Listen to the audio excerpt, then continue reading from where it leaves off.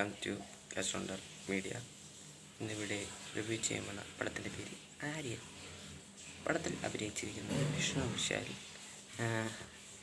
മാനസ ചൗധരി, ശ്രദ്ധ ശ്രീനാഥ്, സെൽവരാഘവൻ, പിന്നെ അഖണ്ഡ സിനിമയിൽ ബാലയടപ്പനായിട്ട് അഭിനയിച്ച അഭിനേഷ്, തരക് കിണ്ണപ്പ, സായി റോണക്, മാല പാർവതി എന്നിവരാണ്.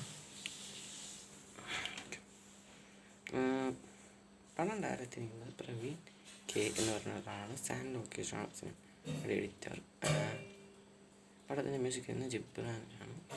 എനിക്ക് പിന്നെ ഇതിന് കൊടുത്തിരിക്കുന്നത് വേറെ ആരുമല്ല, വിഷ്ണു വിശാൽ തന്നെയാണ്. ഇത്രയാണ് എനിക്ക് അറിയാവുന്ന കാര്യം ഈ സിനിമയെ കുറിച്ച്. പിന്നെ ഈ സിനിമ റൈറ്റ് ചെയ്തിരിക്കുന്നതും പ്രവീൺ കെ എന്ന് പറഞ്ഞ ആൾ തന്നെയാണ്. പിന്നെ ഈ പടത്തിനെ കുറിച്ച് പറയുന്നതിന് മുമ്പ് പറയാനുള്ള കാര്യം എന്താണെന്ന് വെച്ചാൽ, are you A action movie or crime thriller movie lover? അപ്പോൾ അങ്ങനെയുള്ളവർക്കുള്ള പടമാണിത്. അതുകൊണ്ടാണ് ഞാൻ ഈ ക്വസ്റ്റ്യൻ ചോദിച്ചത്. ആണെങ്കിൽ നിങ്ങൾ കമൻറ്റ് ബോക്സിൽ റിപ്ലൈ പറയുക, കമൻറ്റ് ഇടുക. പടം എങ്ങനെയുണ്ടെന്ന് ചോദിച്ചാൽ,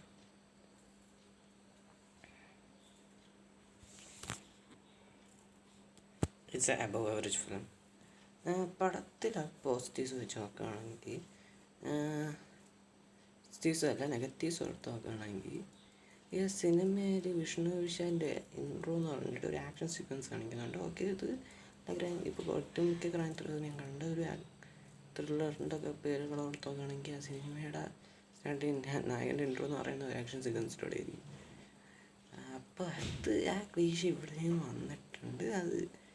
അത് വിഷ്ണു വിശാലിന് ശരിയില്ല കേട്ടോ. അത് അങ്ങനത്തെ ഇൻട്രസ്റ്റിങ്സ് ഒന്നും പ്ലീസ്. അതൊരു ഭയങ്കര നെഗറ്റീവായിരുന്നു. പിന്നെ എനിക്ക് പ്രശ്നം തോന്നിയത് എന്താണെന്ന് വെച്ചാൽ, എന്താണെന്ന് വെച്ചാൽ ചില ഡൗട്ടിങ് വരുത്തുന്നുണ്ട് ആക്സെൻ്റ്. മീൻസ് ഇപ്പോൾ ഇതിലെനിക്ക് സംശയം വരാൻ കാരണം അതെന്താണെന്ന് വെച്ചാൽ എനിക്ക് മനസ്സിലായിട്ടൊന്നും തോന്നുന്നു. എന്നാലും കുഴപ്പമില്ല. അത് എന്താ ഞാൻ പറയാൻ, ആദ്യം ഒരു നെഗറ്റീവായിട്ട് ഫീൽ ചെയ്ത് സംഭവം എന്താണെന്ന് വെച്ചാൽ, സിനിമയുടെ സ്റ്റാർട്ടിങ്ങിൽ സെൽവരാഘവൻ വന്നിട്ട് മറ്റേ സൈറോണിക്കിൻ്റെ ക്യാരക്ടർ എൻ്റെ മുന്നേ, അതാണ് നെഗറ്റീവ്. പിന്നെ അത് ഒറ്റ സീനിലും തോന്നുന്നു ക്യാമിയോ.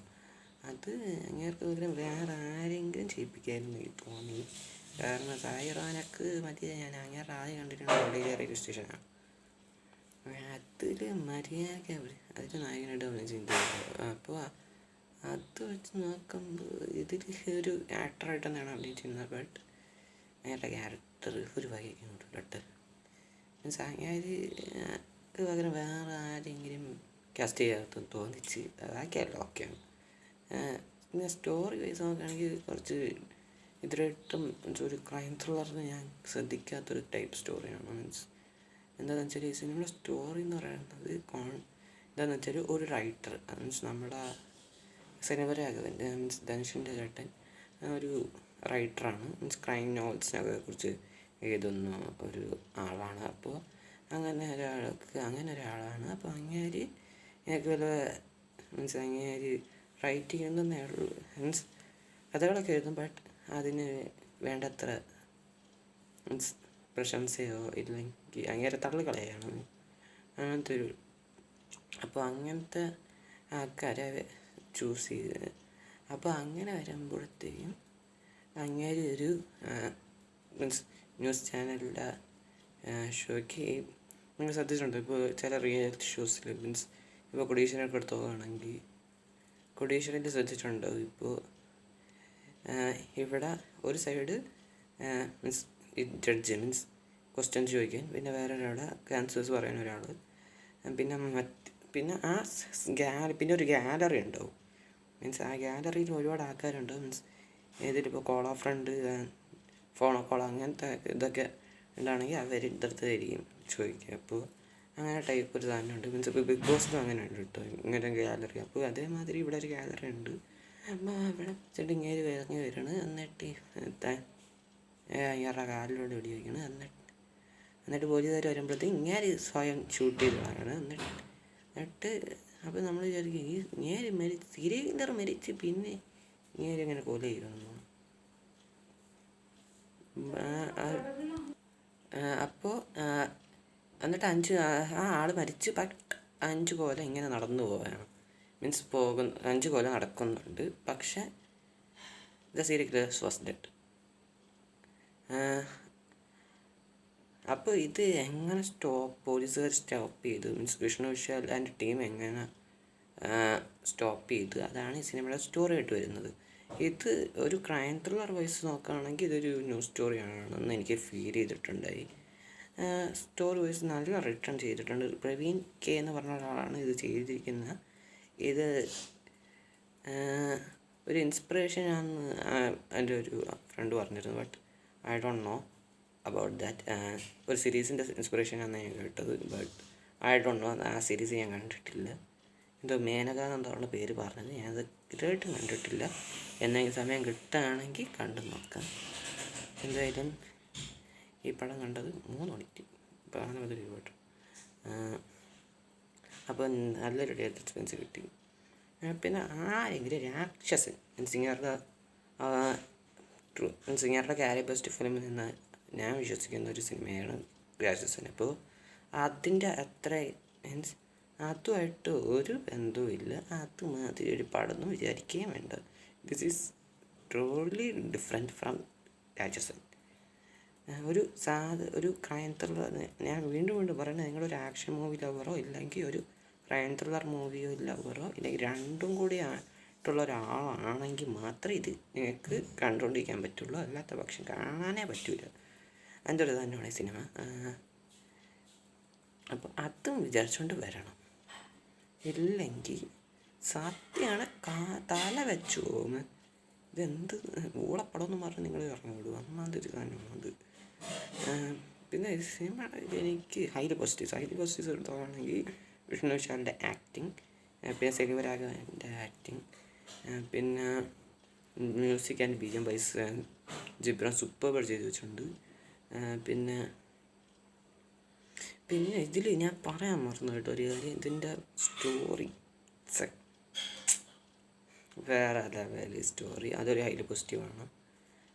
പിന്നെ ഇതിൽ ക്ലൈമാക്സിലൊരു മെസ്സേജ് പറയുന്നുണ്ട്. അതും അത്യാവശ്യം ഒരു സോഷ്യൽ മെസ്സേജാണ്. അപ്പോൾ അത് അത്യാവശ്യം നൈസായിട്ട് തോന്നി. പിന്നെ ക്ലൈമാക്സിൽ ഒരു ട്വിസ്റ്റ് വരുന്നുണ്ട്. അത് മീൻസ് പോസ്റ്റ് ക്രെഡിറ്റ് സീൻ, അത് എനിക്ക് അത്യാവശ്യം ഇഷ്ടപ്പെട്ട്. വേറെ ബാക്കിയുള്ള പിന്നെ മറ്റുള്ള പെർഫോമൻസ്, പിന്നെ ബാക്കിയുള്ളവരുടെ കാര്യമൊക്കെ പറയണത് മാനസ ചൗധരി, ഞാൻ ലക്കി ഭാസ്കർ മാത്രമേ അവിടെ കണ്ടിട്ടുള്ളൂ. അത് 1-2 സീനിലെന്ത് വന്നിട്ടുള്ളത് അറിയിച്ചു. അവരെയാണ് നായക സിനിമയിൽ. പിന്നെ ശ്രദ്ധ ശ്രീനാഥ് ഈ കേസ് എന്തായെന്ന് ചോദിച്ചുകൊണ്ട് കാര്യം ചെയ്യും. ഇരുന്നൊരു ടൈപ്പ് ഒരു ഇൻവെസ്റ്റിഗേറ്റീവ്, അതേമാതിരി ഒരു ഇൻവെസ്റ്റിഗേറ്റീവ് ജേർണലിസ്റ്റ് മാതിരിയാണ്. പിന്നെ പറയാൻ പറഞ്ഞു ഒരു തമിഴ് നടൻ കരുണാകരനുണ്ട്, തമിഴ് കോമഡി. അങ്ങനെയും അത്യാവശ്യം നൈസായിട്ട് ചെയ്തിട്ടുണ്ട്. പിന്നെ മാലാ പാർവതി ചെയ്യുന്നുണ്ട് സിനിമയിൽ, ഒരു ചെറിയ ക്യാരക്ടറുള്ള അവരും വലിയ ചെയ്ത് വെച്ചിട്ടുണ്ട്. അത്ര എനിക്ക് ഈ പടത്തെക്കുറിച്ച് പറയാനുള്ളത്. എഡിറ്റിങ് പറയാനാണെങ്കിൽ മറ്റേ സ്റ്റാർട്ടിങ് എൻട്രോ സീൻ എടുത്തിട്ട് കട്ട് ചെയ്യായിരുന്നു. പിന്നെ ഈ സായി റോനക്കിൻ്റെ ക്യാരക്ടറിൻ്റെ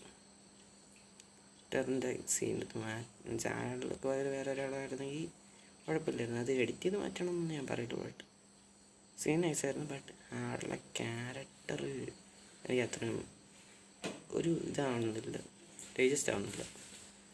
കാരണം അവിടെ ഇത് റെയിൽവേ സ്റ്റേഷനാണ് മെയിൻ കാരണമല്ല, വേറെ ഒന്നുമല്ല. എന്തായാലും എനിക്ക് ഈ പടത്തെക്കുറിച്ച് ഇത്രയും എനിക്ക് പറയാനുള്ളത്. നിങ്ങൾ ഈ പടം കണ്ടവരാണെങ്കിൽ നിങ്ങളുടെ അഭിപ്രായങ്ങൾ നിങ്ങൾ കമൻറ്റ് ബോക്സിൽ പറയുക. പിന്നെ ഈ വീഡിയോ ഇഷ്ടപ്പെട്ടെങ്കിൽ ലൈക്ക് ചെയ്യുക, ഷെയർ ചെയ്യുക, സബ്സ്ക്രൈബ് ചെയ്യുക. ബെല്ലൈക്കണിൽ ഓൾ എന്ന് പറഞ്ഞ ഓപ്ഷൻ ഉണ്ടാവും, അത് നമുക്ക് സഹായിക്കുക. പിന്നെ ടൈറ്റിൽ കാർഡ് വെച്ചിട്ടായിരിക്കും ഇത് വീഡിയോ സ്റ്റാർട്ട് ചെയ്യുക. അപ്പോൾ അത് എങ്ങനെ ഉണ്ടെന്നും കൂടി പറയുക. അപ്പോൾ ടാറ്റ ബൈ ബൈ ഡെൽറ്റ ബസ്കഷ്.